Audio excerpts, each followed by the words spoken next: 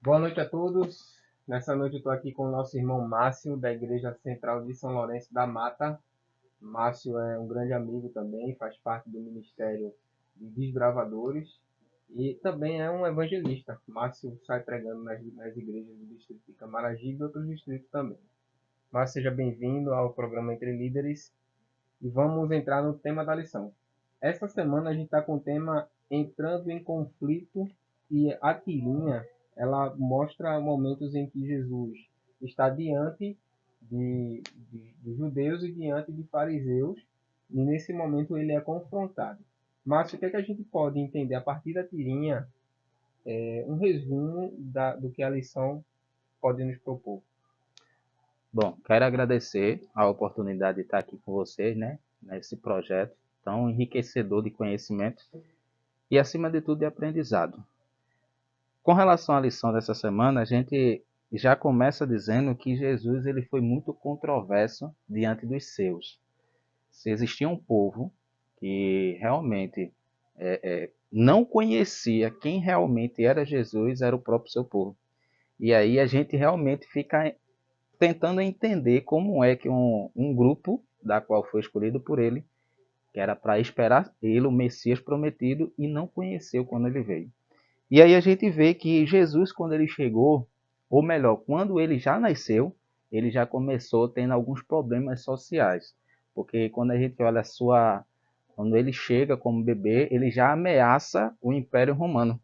É tão tal que a gente já começa a ver ali as estratégias do próprio Império ali tentar tirar a vida, não só de Jesus, como infelizmente tirou a vida de outros bebês que nasceram naquela época também.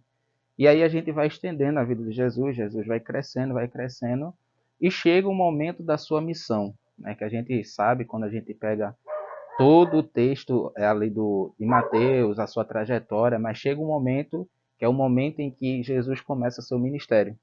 E quando Jesus começa seu ministério, aí que começam as controvérsias, principalmente dos judeus. Ele começou o ministério dele de fato aos 30 anos após o batismo, né? Existia alguma oposição já em relação ao método do batismo que Jesus foi batizado, ou seja, batismo por imersão, no caso, ou já era perfeitamente aceito e eles somente começaram a controvérsia a partir da pessoa de Jesus mesmo, assim, porque ele se dizia o Messias, filho de Deus, enfim. Não só a questão do batismo, mas entre outros assuntos, mais especificamente sobre a questão do batismo, a gente percebe que quando João Batista ali foi o propulsor, obviamente, ali de preparar o caminho para Jesus, e a gente percebe exatamente uma questão de oposição entre os discípulos de João com relação aos discípulos de Jesus.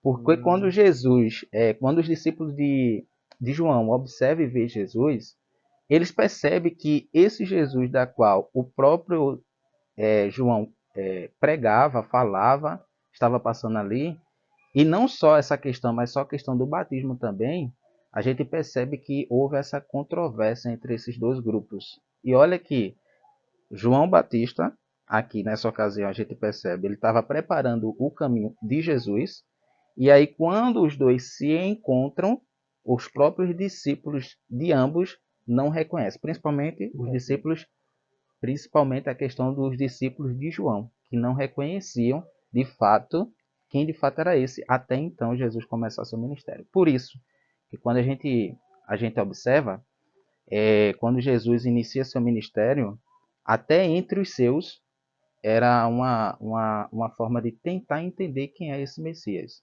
Aí a gente vai entrar num ponto muito específico que a semana, obviamente, tratou a respeito da questão de Jesus.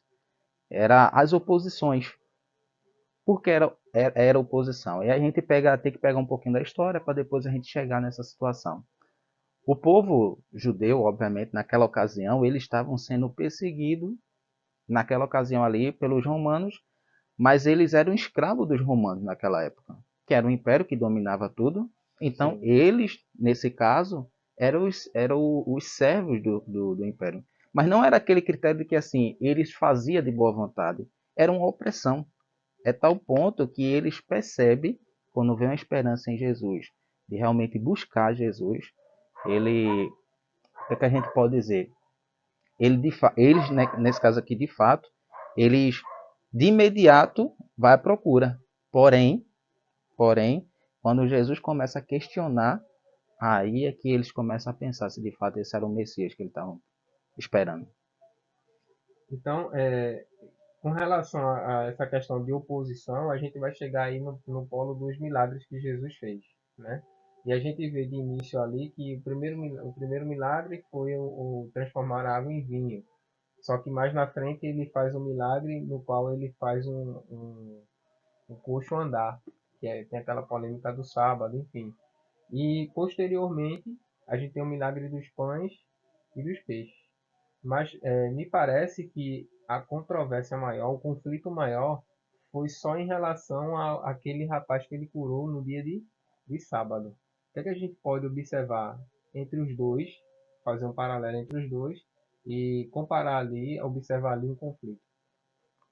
É interessante a gente observar que eu estava percebendo, mas desde o capítulo 1 de João, né, que a gente vem estudando, hoje a gente está mais especificamente no capítulo 5 e capítulo 6 de João, mas se a gente observar exatamente ali, já no início, quando Jesus ele se autotitula como verbo, ele já traz um pouquinho de conflito. Hum, Aí a gente já começa que, a gente já percebe que aqui é o cerne exatamente do que Jesus iria enfrentar posteriormente.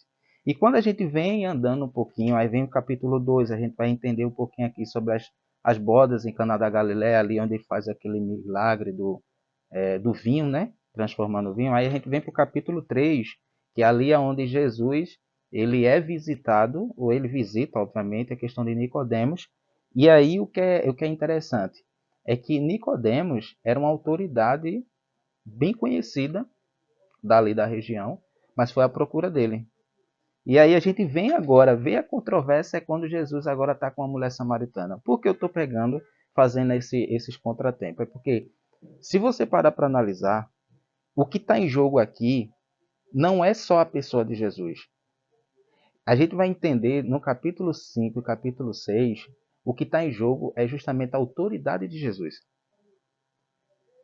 Percebem? Jesus conversa com Nicodemos no capítulo 3, quando a gente vê para o capítulo 4, ele está diante de uma mulher samaritana. Uma coisa totalmente oposta nos olhos daqueles que estavam observando. Como é que uma pessoa se considera como uma autoridade, uhum. está conversando com uma autoridade que naquela época Nicodemos era, e agora vem conversar com uma mulher samaritana que é desprezada pela maioria. E aí a gente vem para o capítulo 5, que aqui é que começa exatamente os grandes conflitos aqui. E aí a gente vai parar um pouquinho para analisar a questão do paralítico. Bom, se a gente parar para analisar essa questão do paralítico, é óbvio de perceber que Jesus aqui vai a essa pessoa porque sabe da grande necessidade. Eu gosto sempre de frisar o seguinte, quando eu estou observando um relato da história tudinho, eu sempre observo o seguinte, tanto na questão da mulher samaritana no capítulo 4, como aqui, tem dois ensinamentos muito claros de Jesus. O primeiro, Jesus ele vai a um lugar onde necessita dele. Essa é a primeira coisa que a gente observa. Ele não vai a qualquer lugar. Ele só vai num lugar onde ele sabe que lá vai necessitar dele. Lá eram completamente desprezados. Lá a gente vê na mulher samaritana, porque os samaritanos naquela época ele era muito desprezado, principalmente uma mulher. E aí Jesus sabia que naquela cidade de Sicá tinha uma mulher que era desprezada e que precisava dele. Conheci o coração. E aí, voltando agora para o capítulo 5, a gente vai observar ali no primeiro, nos primeiros versículos, a gente vai observar essa questão de cura. E aí parece uma coisa controvérsia. E eu queria até ler, obviamente, alguns textos que é para a gente realmente entender, que diz o seguinte, a partir do verso 1, diz assim, passando essas coisas, havia uma festa dos judeus e Jesus subiu para Jerusalém. Ora, existe ali junto à porta das ovelhas um tanque chamado em hebraico Betesda, o qual tem 5 pavilhões. Neste jazia uma multidão de enfermos, cegos, coxos, paralíticos. Aí vem o verso 4, ele explica exatamente. Quando esse verso ele está, geralmente quando esse verso os versos quando está em colchete, certamente são versos que não estão no original, mas que foram acrescentados e adicionados. E aí, por que a gente começa a entender por que foi adicionado? Aí vem a nota explicativa, né? esperando que se movesse a água, porquanto um anjo descia em certo tempo agitando, e o primeiro que entrava no tanque, uma vez agitada a água, sarava de qualquer doença que tivesse. Eu queria até parar aqui para a gente realmente analisar. Essa era uma das crenças que prevalecia naquela época, naquela região. É tão tal que se a gente continuar aqui, o texto a gente vai entender que era 38 anos que esse rapaz estava nesse tanque. Agora, agora para imaginar, se o rapaz já estava esperando há 38 anos exatamente essa situação, a gente só constata algumas coisas, mas eu queria pegar duas. A primeira é que essa crença tinha mais de 38 anos. Então, é muito óbvio de a gente perceber que aquele homem ali, não só ele, mas muitas pessoas estavam ali há muito tempo. A segunda coisa que a gente observa logo nesse primeiro relato é que Jesus já sabia da necessidade do paralítico. E aí, sabendo, aí vem uma pergunta que é muito clássica. Se Jesus sabe de tudo, por que Jesus fez a pergunta se esse rapaz queria ser curado? Qual era a intenção de Jesus em fazer essa pergunta, sabendo que o rapaz já estava há 38 anos ali, há muito tempo? Ele sabia também que essa crença era prevalecente naquele local, porque Jesus sabia de todas as coisas. Mas mesmo assim, Jesus, ao chegar naquele local e observar aquele paralítico, ele faz a pergunta simples: quer ser curado? Sabe o que o cara queria, né? Era uma questão até de lógica. Se eu estou aqui há 38 É. anos, é óbvio que eu quero ser curado. É óbvio que a gente também não pode ir muito longe no pensamento, até porque a Bíblia ela não dá essa abertura. Mas é interessante a gente observar por quê. Eu sempre gosto de uma frase que é o seguinte: antes de você tentar curar uma pessoa, pergunte se essa pessoa quer ser curada.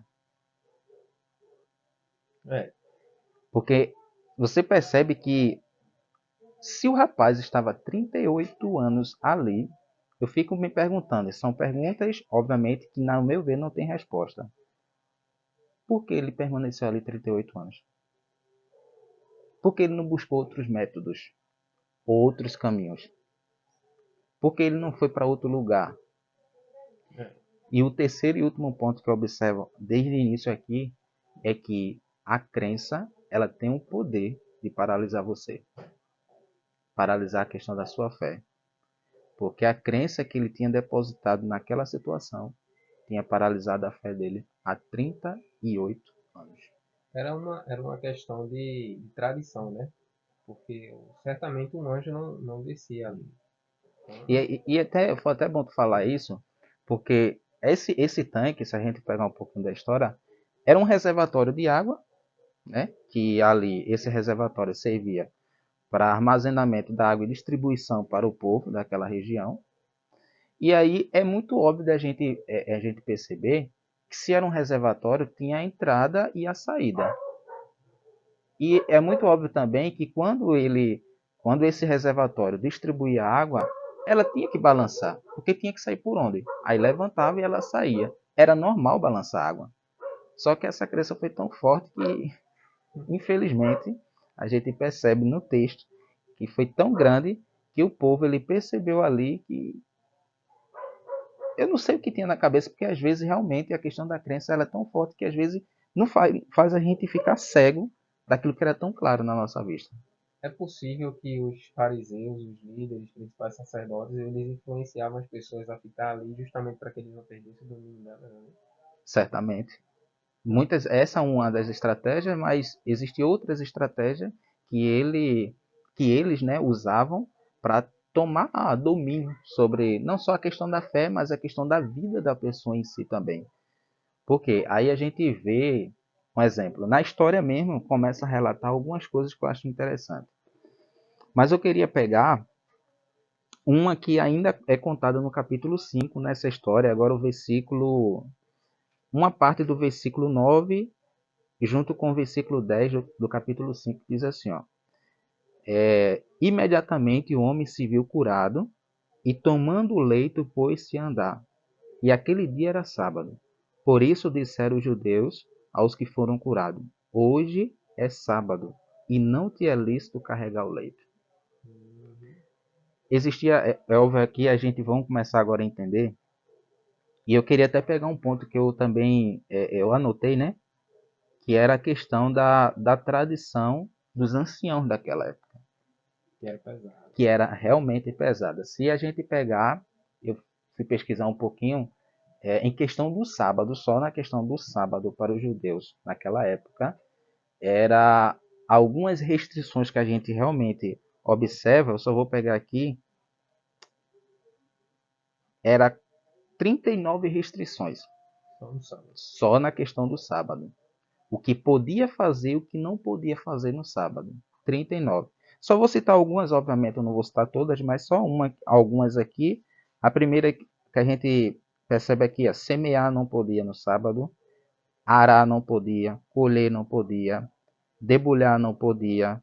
Aí eu vou mais além aqui com alguns aqui. Transportar entre domínios. E eu queria frisar que essa é a última parte é a 39, né? Entre as coisas que não podia fazer. Eu queria frisar nessa 39, é o 39 ponto, que diz que eles não podiam transportar entre domínios. Por que eu estou citando isso? Porque a história que a gente, o verso 9 e 10 do capítulo 5 mostra que quando esse paralítico ele foi curado, o próprio Jesus disse, pega o teu leito e anda. Agora, eu queria citar outra parte também. Isso tudo está na Mishnah, né? Deixa eu ver se eu lembro aqui que eu dei uma pesquisada. É um manual judaico, né? Isso, era um manual exatamente judaico que servia, que era oral, né? Como não tinha nada escrito naquela época, era um formato que ele falava oralmente diante do público e ali ele destinava o que podia fazer e o que não podia fazer. Então, a gente conhece como Mishnah. E tem uma parte aqui que eu achei até interessante, o que podia fazer, porém era limitado. Exemplo, feixe, carregar a questão de feixe, tem que ser uma quantidade que cabe na boca de um cordeiro. Então, Ou nada seja, vale. é quase nada. Mas por que tinha que ser numa quantidade mais ou menos na boca do cordeiro? Porque só serviria para ele. Era tipo o alimento dele. É só pra ele. E Por acabou, sim. egoísmo, acabou. Acabou. Um exemplo, outro exemplo aqui, as ervas, quantidade que cabe na boca de um cabrito. Então, se a gente perceber Vai aqui, diminuindo, né? vai diminuindo até chegar ao ponto de quase nada. Já a questão do ser humano, naquela época, o que eles poderiam carregar era uma coisa do tamanho de um figo. Poxa, é muito pequeno mesmo. É. Mas por quê? Eles acreditavam que se eles carregassem uma coisa, uma porção a mais, eles estavam transgredindo a Mishnah, que era a tradição dos anciãos daquela época. E aí o que é perigoso? O perigoso não é isso. O perigoso é que quando você pega algo que é tradição, com algo que é divino, é bíblico, é escrito, é o eu sou, Mistura. mistura ou tem a tradição como, vamos dizer, como a mais importante do que a Bíblia, aí a gente começa a cometer grandes erros quando a palavra fala exatamente que a gente deve seguir o que está escrito. E aí o que é que a gente começa a entender? A primeira coisa é que o paralítico estava ali por culpa dele? Certamente. Porém, a crença também contribuiu. Então, a gente percebe o grande problema, às vezes, é uma crença descentralizada em Cristo. Quando a gente pega uma crença que ela não tem Cristo como centro, ela vai te escravizar. Esse é o ponto mais importante, por enquanto, nessa história, é que a crença estava paralisando aquele rapaz e ele não podia fazer quase nada mais, porque a crença dele... E eu vou até um pouco mais longe, porque aqui fala sobre a cura de um paralítico. Existem algumas coisas que na Bíblia que ainda não conseguimos comprovar na história que de fato foi aquilo. Mas a pergunta que eu faço, será que ele só era doente fisicamente? Será? Será que ele não tinha uma doença a mais? Ou a doença dele era cerebral? Ou a doença dele era espiritual? Então, eu sempre falo que quando Jesus ele entra, ele muda por completo. Outra coisa interessante, que eu queria fechar com esse, é que quando esse rapaz ele é curado, o primeiro lugar que ele vai é um templo. Ok. É o primeiro lugar que ele vai. Nem reconheceu o Salvador, ele já foi direto para o templo. Já foi diretamente para o templo. Por que ele foi para o templo? Por que ele foi instigado depois da cura e ir para o templo? Jesus só disse: pega o teu leito e anda. Só isso. Mas Jesus não disse: ó, pega o teu leito e vai para o templo. Jesus não falou Só isso. mandou ele Andar. se retirar. Será que isso não teria a ver com essa questão de que o enfermo, uma vez curado, ele tinha que se apresentar ao sacerdote para que o sacerdote definisse se ele é curado ou não, como no caso do homem que Jesus cura e diz a ele, vá lá e se apresenta ao sacerdote? Também Pode ser possível, né? pode ser possível, porém a Bíblia ela não relata Não isso, diz. né? Então a gente, aquele ponto, pode ser É que uma talvez, inferência, mas exatamente, pode ser que sim, que o motivo dele ir ao templo era realmente reconhecer se foi realmente Jesus que tinha feito essa cura, mas o fator principal que a gente começa a entender aqui é que na época em que Jesus começou a fazer os primeiros sinais, né, que é o milagre, é que o que estava em jogo era a autoridade de Jesus. é, O que estava em jogo é justamente isso. Algumas pessoas conheciam Jesus como uma simples pessoa. até hoje, né? Até É só um hoje a cara gente bom. é um cara, foi um profeta, foi uma pessoa É, assim, foi um ser humano muito bom, tudinho. Tem muitas pessoas que acreditam que Jesus só fez apenas isso. é, E naquela época era muito mais. Muito mais porque no sentido que quando Jesus se apresenta, Jesus ele confronta os líderes da igreja, né? Jesus confronta porque Jesus percebe que o que eles estavam ensinando, que era para ensinar, eles estavam ensinando totalmente errado. ele anula a tradição. Ele anula. E aí a gente vê, Jesus é contra a tradição? Não. Ele não é contra a tradição. Ele só percebeu uma coisa que quando a gente percebe, a gente tem que fazer. É o seguinte, quando a tradição ela é maior do que a palavra de Deus, do que Deus, a gente Tá tem que errado. realmente rever isso. É porque eles consideravam a tradição tão importante, mas tão importante, que ele não sabia mais exatamente o que é. Aí naquela época não tinha Novo Testamento, né? Era o Antigo Testamento. Ele não sabia mais. Inclusive, muitos deles eram seguidores de Moisés, mas mesmo assim já tinham deixado justamente os escritos de Moisés de lado. Estava com o que o sumo sacerdote, sumo não, os principais sacerdotes diziam, né? Dizia. Ele dissesse era a lei e E pronto. acabou-se. Não tem essa de dizer, mas eu acho que deve ser assim. Não, tinha uma autoridade que dizia o que deveria fazer, mas aí eu volto a alguns pontos. É interessante porque hoje a gente tem esse privilégio de ter a Bíblia na nossa mão. Por enquanto. Graças a Deus, né? É, Graças a Deus temos esse privilégio de ter a Bíblia na mão, de ler ela. E não só eu, particularmente, eu não tenho apenas um exemplar da Bíblia, eu tenho vários exemplares. Só que naquela época não tinha isso. Então era fácil de dizer, David, tu tem que fazer isso, isso e isso e aqui. acabou. Aí tu dizer, poderia até me questionar, mas por que eu devo fazer? Não, mas que a palavra de Deus diz assim. Porém, tu não tinha como consultar porque tu não tinha acesso. Era um povo mais vulnerável, né? Era uma pessoa bem mais vulnerável, uma pessoa bem mais, assim, egoísta no conhecimento, que não tinha conhecimento. E aí a gente realmente percebe que eles mantinham esse controle. E aí isso vai perdurando, porque a gente vai ver outras coisas, outras situações que o próprio capítulo 5 aborda. Perfeito. Em relação ao conflito na Galileia, quando Jesus se declara o eu sou, ali eles entendem que Jesus está se colocando no lugar de Deus. Então existe toda essa questão que, inclusive, a maioria dos, não a maioria, mas uma boa parte dos protestantes, eles discordam. Existe trindade ou não existe trindade? Existe essa questão. Mas ao Jesus se declarar o eu sou, ou ele usar a expressão eu sou, se tornou ali um motivo de acusarem Jesus de blasfêmia. Então, em seguida, Jesus faz logo o milagre dos pães e do peixe, né?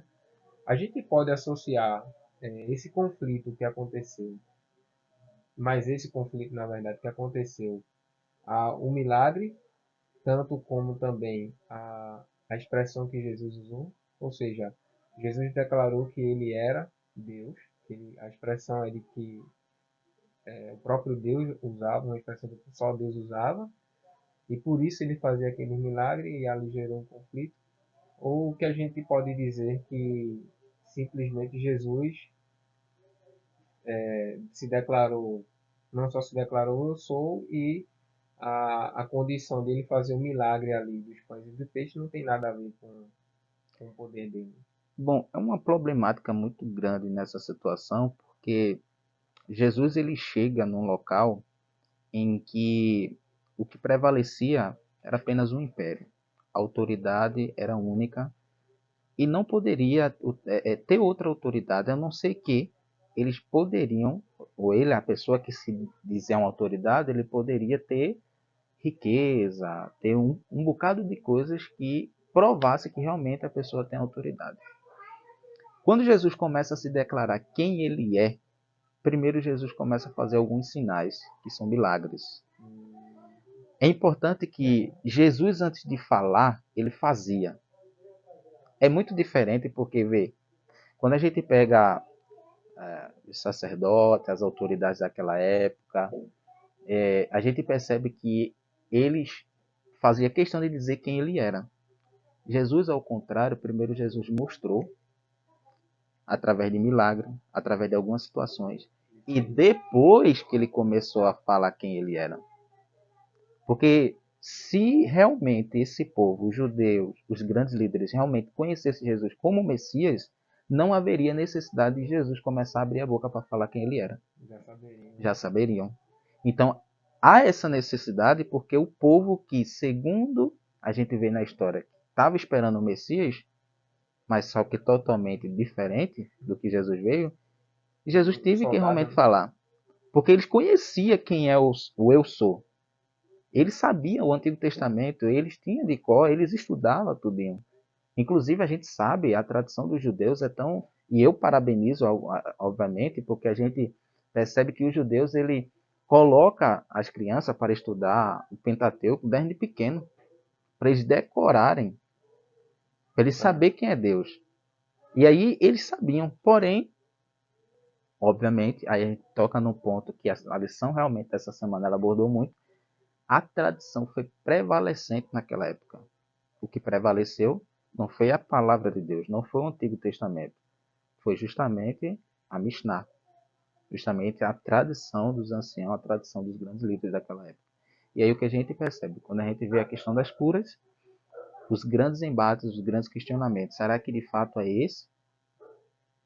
Porque até então eles estavam aceitando a cura. O maior conflito começou quando Jesus começou a se declarar quem realmente ele era. Não se colocar no lugar de Deus, né, como eles diziam, né? Se coloca... Isso, de fato, na cultura deles, isso era uma blasfêmia. Para eles era qualquer ser humano que dizia que era ou veio do céu, ou era filho de Deus, ou era o próprio Deus, isso para ele era uma blasfêmia sem... Só sei que eles não aceitavam de forma nenhuma. Inclusive, tá?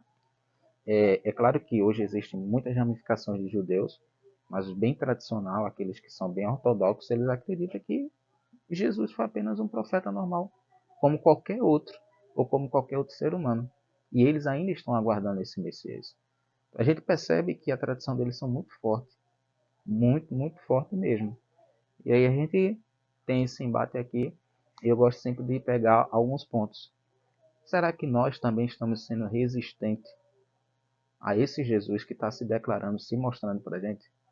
Será que hoje a gente também para analisar que as tradições, aquilo que a gente aprende, que existem algumas tradições que assim até bem boa, que assim molda algumas coisas para o bem, mas que obviamente não substitui a palavra de Deus. Mas será que a gente está levando tão a sério a questão da tradição do que a palavra de Deus? E aí fica essa pergunta para a gente realmente analisar e aí a gente perceber que talvez nós estamos sendo como os judeus daquela época. Sendo como os fariseus. Então, no caso, isso a questão do milagre dos pães e peixes, que vem logo em seguida, ela é praticamente uma situação, mas uma ação de Jesus que é ignorada por eles, né? Pelo fato de Jesus se declarar quem ele é. Ou seja, quando eles, a Bíblia vai dizer, inclusive, o próprio Jesus questiona isso quando eles se perguntam, quando Jesus faz o milagre dos pães e dos peixes, multiplica o alimento, eles dizem, Jesus questiona eles e diz, vocês só estão aqui por causa da comida, né? não por causa dos milagres. Ou seja, aquela multidão estava presa a ele por causa dos milagres que Estava ele fazendo. fazia, mas o coração estava longe dele. Então isso provavelmente é o que deve causar, né, uma divisão entre a essência de quem Jesus é e o que ele pode fazer. E a gente não está muito, assim, muito longe dessa situação, não. E aí a gente for parar para analisar no nosso contexto hoje, o que, é que a gente consegue perceber hoje? É que existem dois grupos de pessoas que adoram a Deus. Aquele que de fato vai para adorá-lo e aquele que vai buscar adoração. Pensei nisso, cara. E aí o que, é que a gente percebe aqui? Há o grande perigo aí. Quando tu sai da tua casa, seja lá, tu vai para a igreja que você gosta, sei lá, que você é compactuante com ela, você vai com o espírito de adorar a Deus, você vai no sentido verdadeiro. Mas quando tu sai da tua casa, que tá mal, ou tá passando por um problema, aquela coisa, tu vai para a igreja para receber alguma coisa, você está caindo justamente numa artimanha muito grande. Porque o local de adoração é o local de você levar a adoração, mas não de buscar a adoração. Porque aquele local que você vai, sem você, sem as pessoas ali, não é local de adoração. A adoração ela se faz quando tem pessoas adorando. E o que, é que a gente realmente percebe?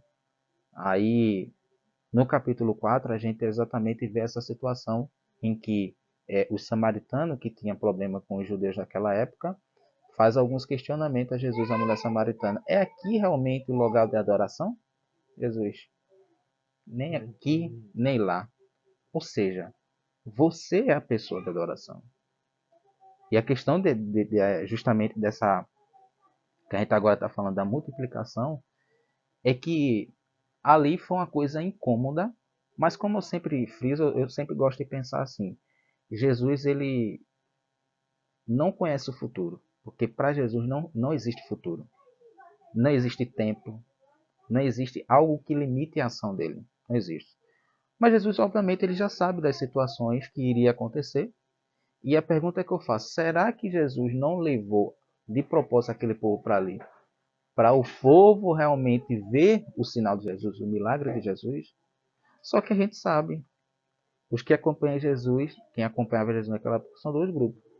Aqueles que têm a sinceridade de coração, estava ali por Jesus, mas aquele que obviamente só queria o que Jesus poderia oferecer. Então há esses dois grupos hoje, infelizmente. As pessoas que buscam Jesus pela pessoa que Jesus é, mas também aquele grupo de pessoas que busca Jesus pelo que Jesus pode oferecer para essa pessoa. Isso desencadeou, inclusive, uma série de reações, que é o que você está dizendo, que se formam-se esses dois grupos. Então, essas reações, elas são provenientes tanto da visibilidade dos milagres que Jesus fez, como também da declaração que Jesus faz a respeito de ser filho de Deus. Como é que a gente pode ver essas reações aqui, a gente passando para a quinta-feira da lição já, como é que a gente pode ver essas reações? O título diz assim, respondendo a Jesus. Então, eu entendo assim, respondendo a Jesus da seguinte forma: Jesus fez um milagre, houve uma reação negativa, porque eles, em vez de observar os milagres, eles confrontaram Jesus, porque Jesus fazia um milagre no sábado. E quando Jesus declara quem ele é, eles também confrontam Jesus. Então a resposta foi negativa. Isso é real na nossa geração? É tão real, mas é tão real que infelizmente isso acontece com frequência, com muita frequência. E eu gosto sempre de pensar da seguinte forma também. Independente da rejeição do ser humano, Deus vai continuar agindo na vida do ser humano. Porque para imaginar o seguinte, se Jesus parasse na primeira rejeição que ele teve, quantos milagres não aconteceria? Porque Jesus, ele, é como eu sempre falo, Jesus ele sabe das coisas muito antes da gente. Ele sabe que a gente está aprisionado a um pecado herdado. E ele também sabe que esse pecado nos limita a muita coisa, inclusive a ter um conhecimento maior em não só entender quem é Jesus, mas como também ter o ponto de se relacionar, o ponto que a gente Sem Jesus a gente realmente não é nada. Mas o que eu sempre gosto de frisar é o seguinte: independente das decisões, ou independente daquilo que a gente escolhe, Deus sempre está mostrando os sinais de que Ele é Deus. A gente vê na história do paralítico exatamente isso. Naquela ocasião, quem foi curado? O paralítico. Mas quantas pessoas estavam observando aquela situação? Depois disso, quando o paralítico ele sai e vai para o templo, quantas pessoas testemunharam ou conheciam aquele paralítico ali e que agora estava andando? Mais um sinal. Aí quando a gente vem agora avançando para a multiplicação, quantas pessoas estavam acompanhando Jesus?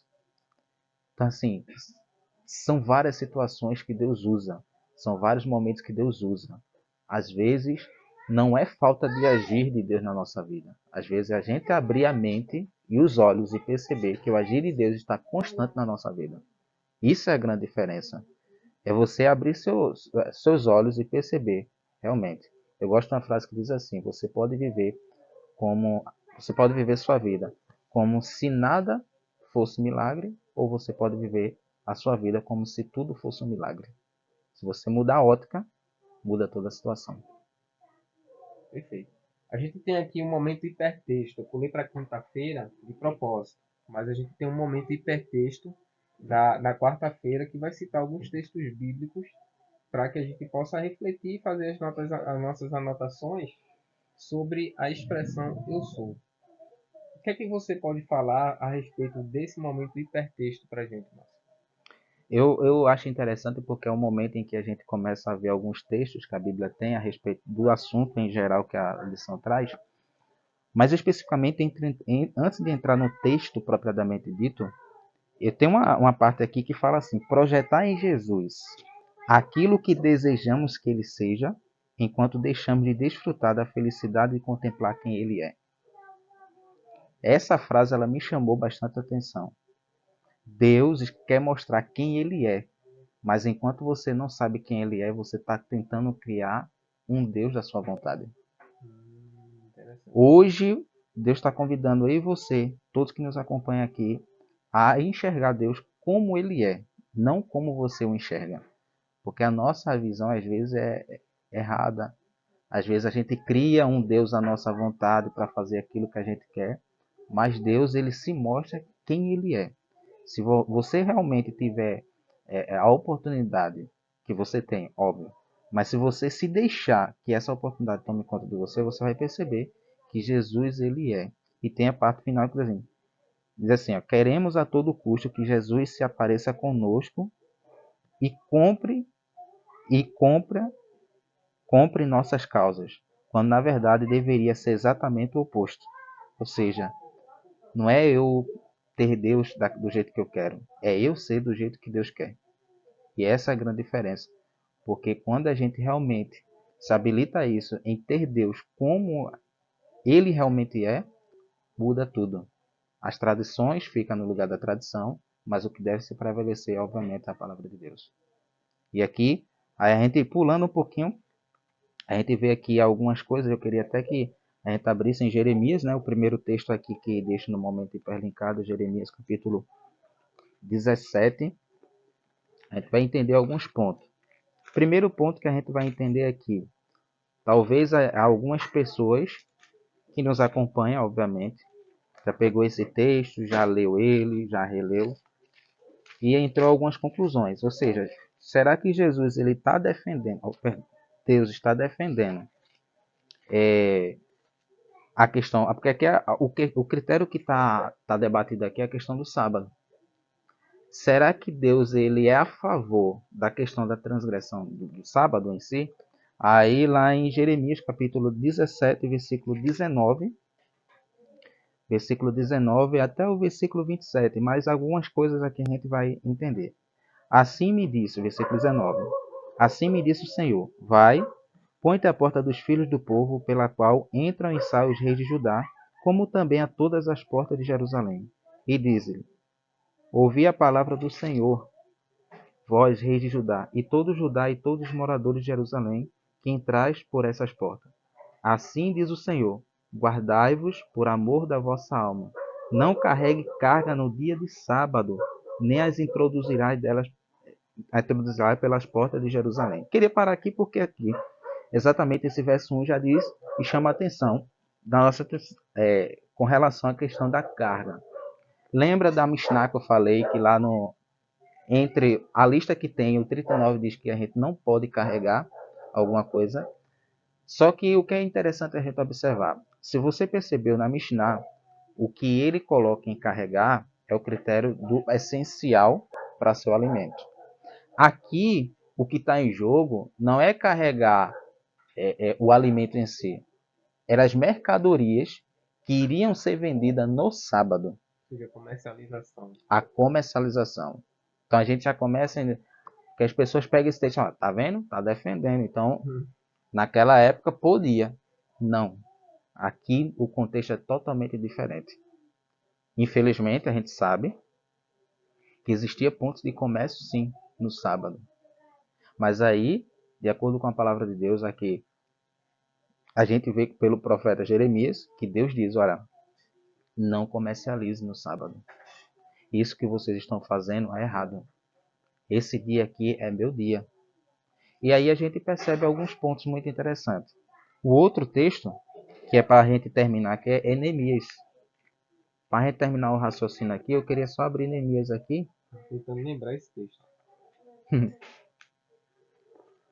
Bora, Neemias.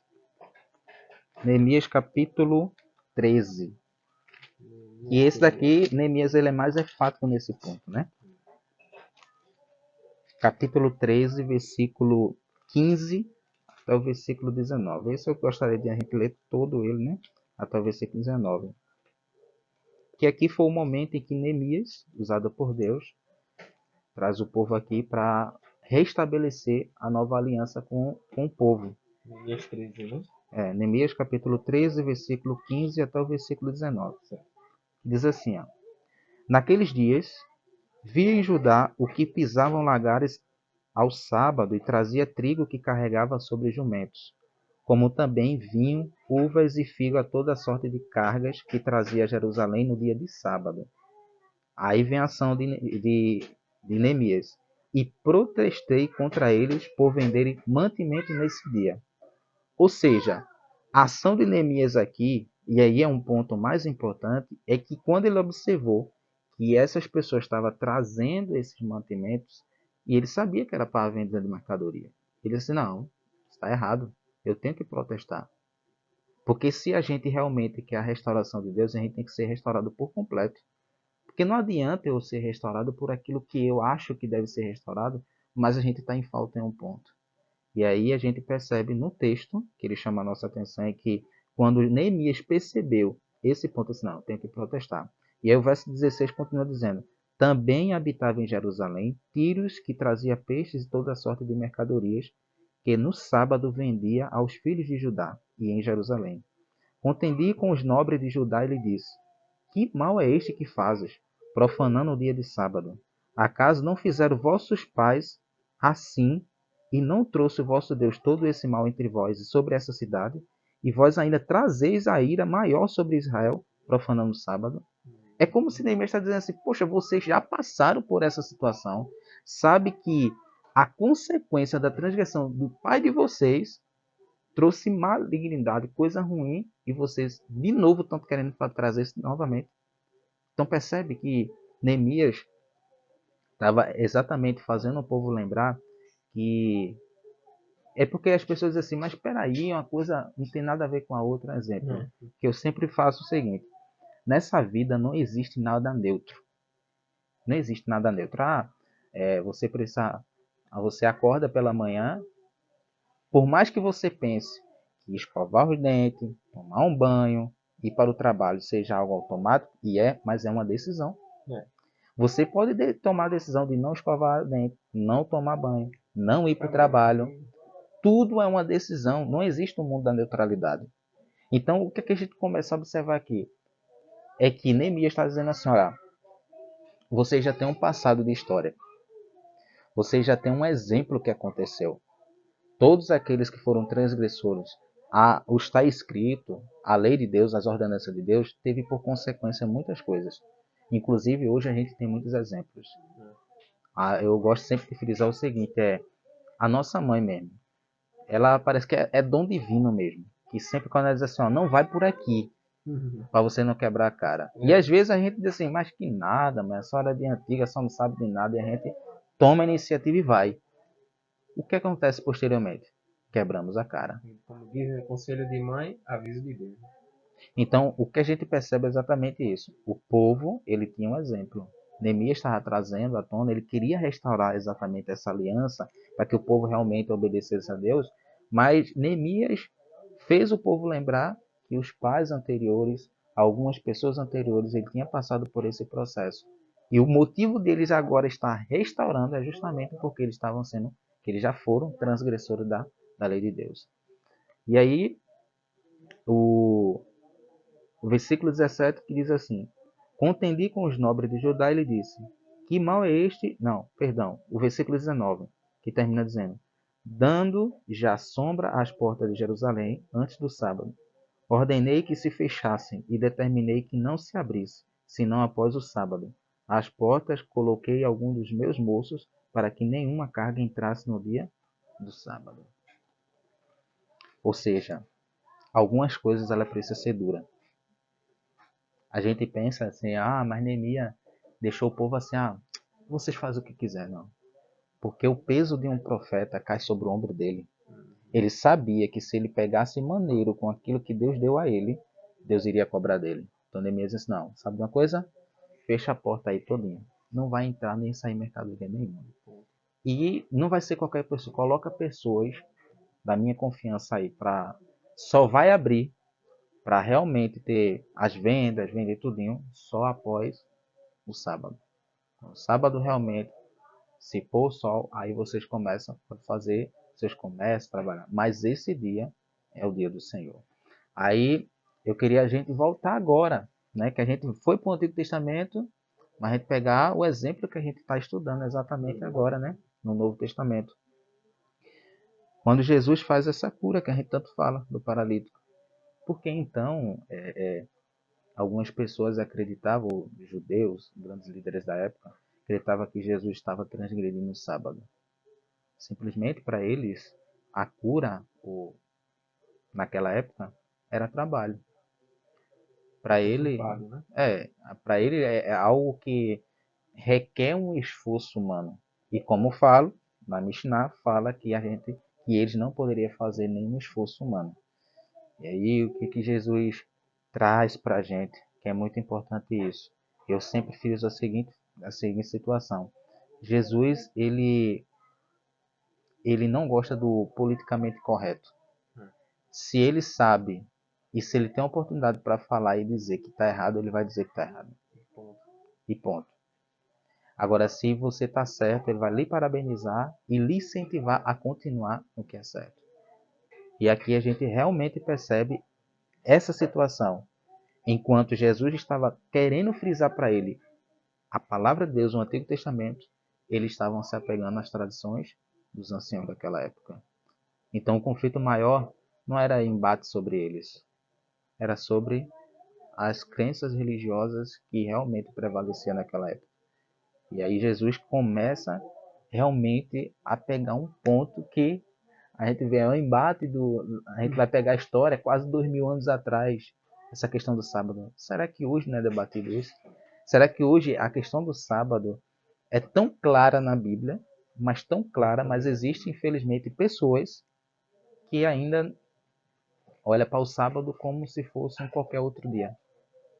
E eu fico uma pergunta para você: se o sábado fosse qualquer dia, por que só o sábado tem seu nome específico?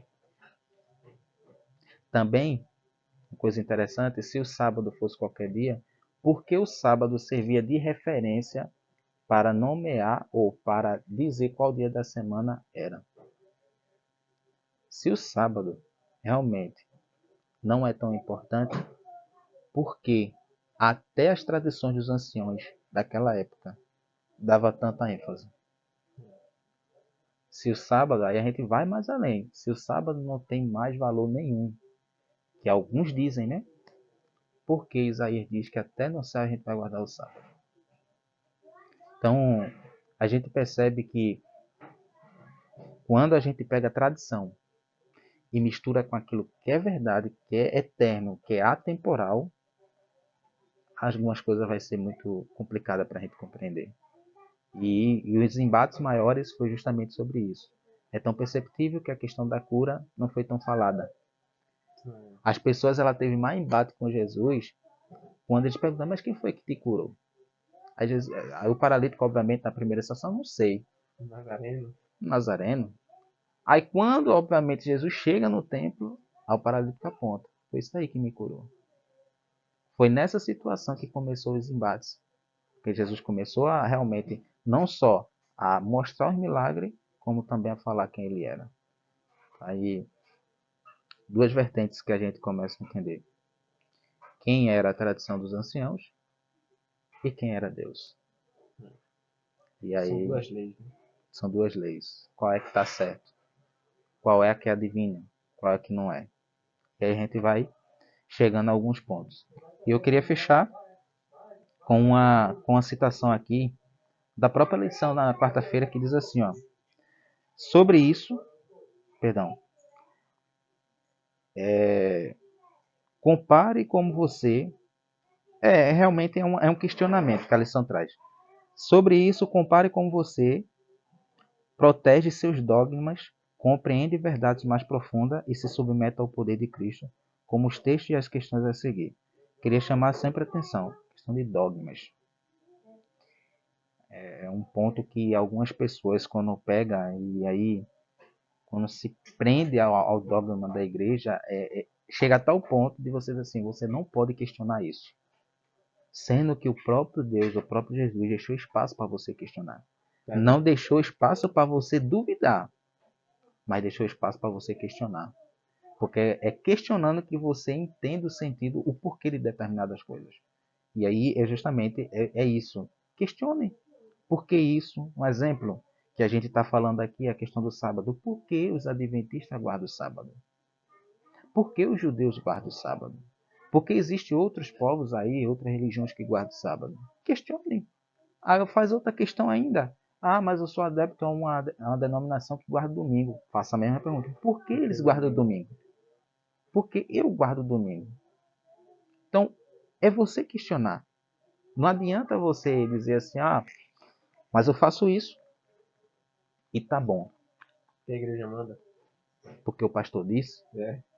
porque o padre disse, o presbítero da igreja disse. Não, cara, se Deus te deu mente para pensar, pense, questione, busque. Então, a Bíblia exatamente está à disposição de todo mundo, mas nós precisamos buscar.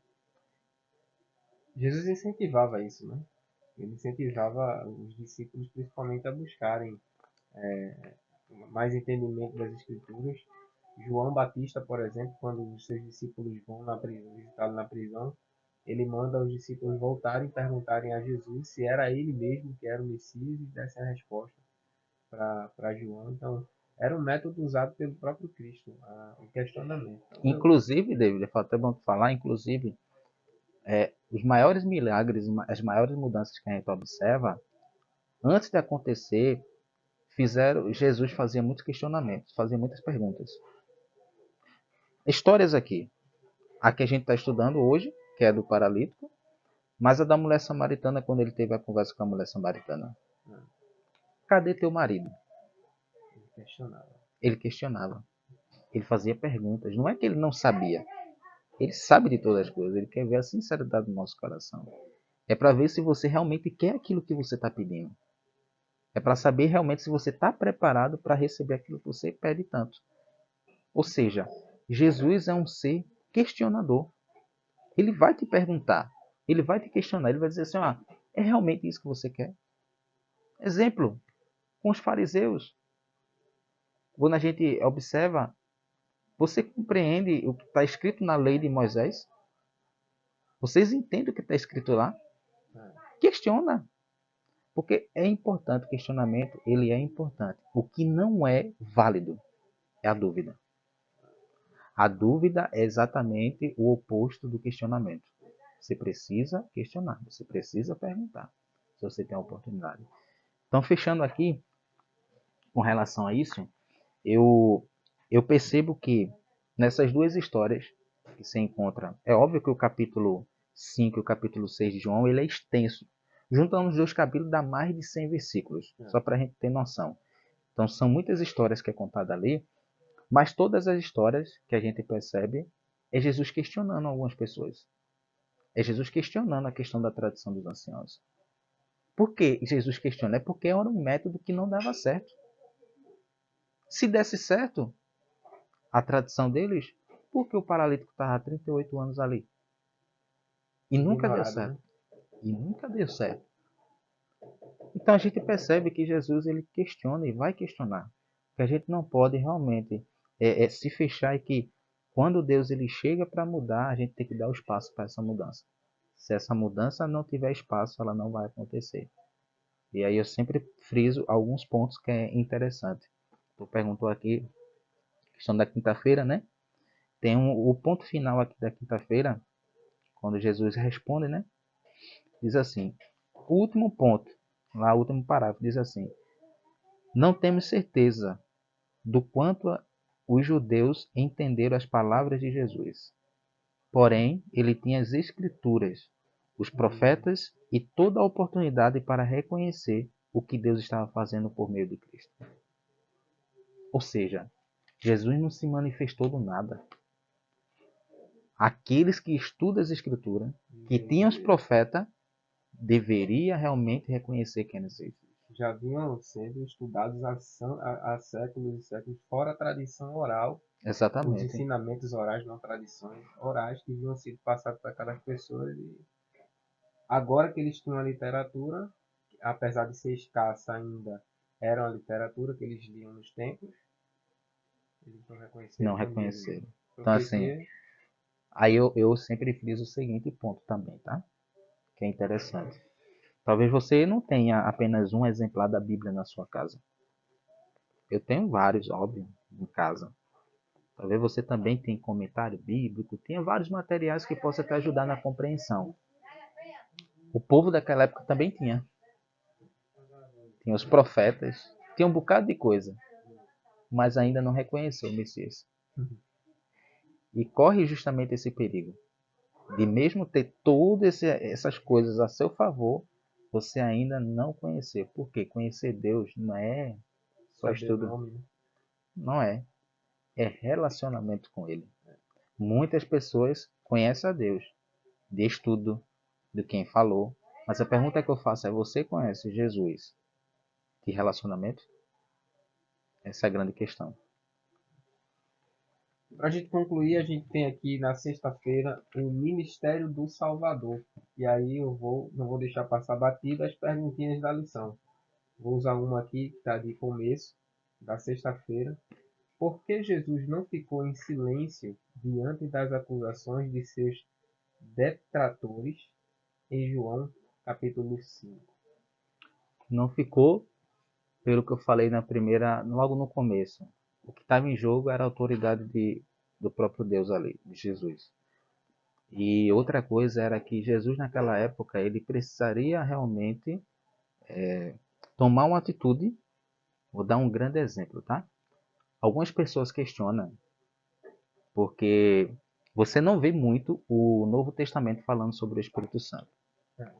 Principalmente ali os evangelhos, né? Não vê muito. A gente vê muita ação do Espírito Santo que a gente sabe a partir do capítulo ali, o capítulo 15 de João em diante, né? Em que Jesus ali está falando a respeito de que vai, mas para enviar o Espírito Santo. Mas antes você não vê tanta menção do Espírito Santo. A pergunta que eu faço é: o Espírito Santo estava ou não está? Ele está ou não está? Mas o grande fator aqui, que a gente percebe nos evangelhos, é que o ponto principal que estava em jogo era a autoridade de Deus. E pergunto, se Jesus se calasse diante das oposições, quem realmente iria ser transformado por Jesus naquela época? Quantas multidões deixaria de seguir Jesus? Quantas pessoas não iria ou testemunharia os milagres de Jesus? Então Jesus, obviamente, ele veio, mas ele não veio da forma como algumas pessoas pensavam ou queriam. Jesus veio da forma que ele precisava vir. E aí mostrar sua autoridade, porque enquanto eles clamavam por uma autoridade humana, Jesus estava mostrando para eles uma autoridade divina. Então esse é o fator preponderante que a gente começa a observar aqui. Enquanto eles aguardavam o Messias, que deveria ter poderes humanos para derrotar a opressão do Império Romano naquela época, Jesus veio totalmente o contrário do que eles pensavam.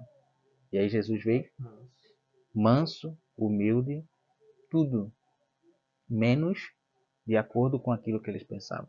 Então Jesus, obviamente, para eles não era o Messias.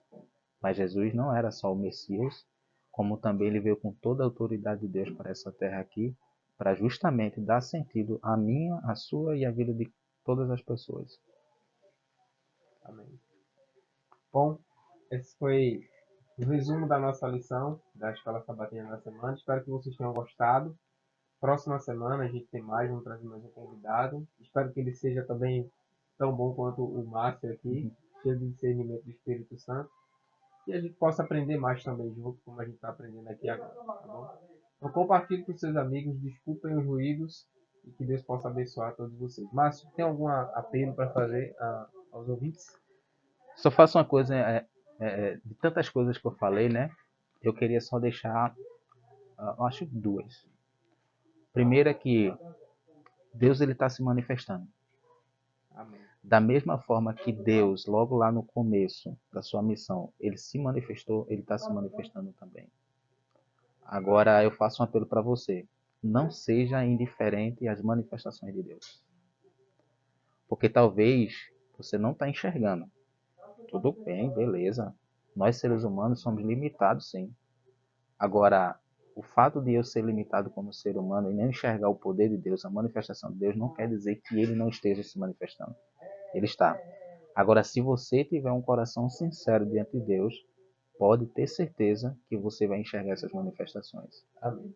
E outra coisa, que eu queria fechar, a mais importante também, não deixa de ser importante, é não leve as tradições humanas tão a sério. Tem algumas tradições que você pode relevar, algumas coisas, beleza. Mas se todas as tradições que você realmente não segue, não está escrito no assim diz o Senhor, desconsidere. Porque ela não vai acrescentar nada na sua vida. E pelo contrário, ela pode até acrescentar tudo de ruim na sua vida. Então, o mais importante é tenha a palavra de Deus como seu manual de vida. Se você tiver como manual de vida, esse Jesus, que era o Messias, veio, morreu por todos nós, é o mesmo Deus que vai vir com poder e toda a glória para vir nos buscar. Amém. Bom, guardem no coração, que Deus possa nos abençoar e nos promover mais momentos como esse. Fiquem com Deus.